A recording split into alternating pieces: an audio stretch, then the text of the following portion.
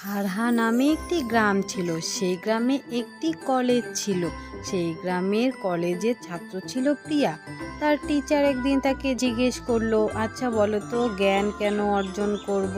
প্রিয়া তখন উত্তর দিল, জ্ঞান ছাড়া মানুষ চলতে পারে না। জ্ঞান হচ্ছে মানুষের চলার পথের সঙ্গী, আর জ্ঞান ছাড়া মানুষের এক মুহূর্তও চলে না। এই কথা শুনে তার টিচার তাকে ধন্যবাদ জানালো এবং তার বান্ধবীরাও তাকে বলল, তুমি খুব ভালো উত্তর দিয়েছো, তুমি কত সুন্দর পড়া জানো।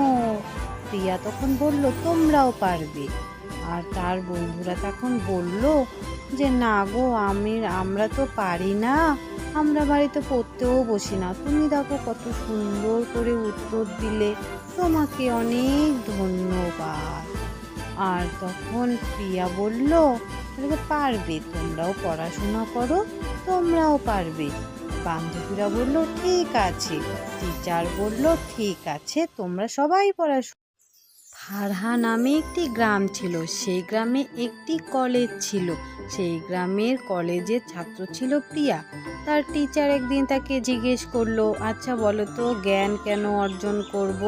প্রিয়া তখন উত্তর দিল, জ্ঞান ছাড়া মানুষ চলতে পারে না। জ্ঞান হচ্ছে মানুষের চলার পথের সঙ্গী, আর জ্ঞান ছাড়া মানুষের এক মুহূর্তও চলে না। এই কথা শুনে তার টিচার তাকে ধন্যবাদ জানালো এবং তার বান্ধবীরাও তাকে বলল, তুমি খুব ভালো উত্তর দিয়েছো, তুমি কত সুন্দর পড়া জানো।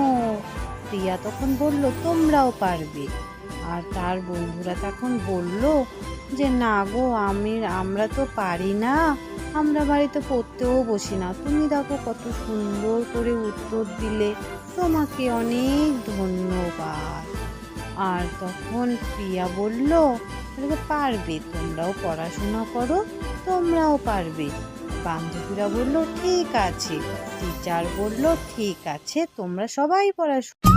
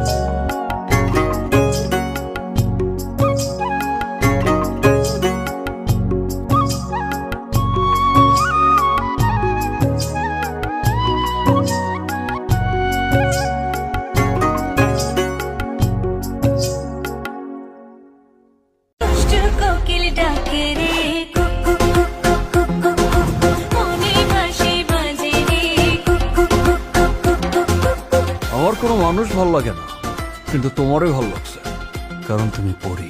এই কথা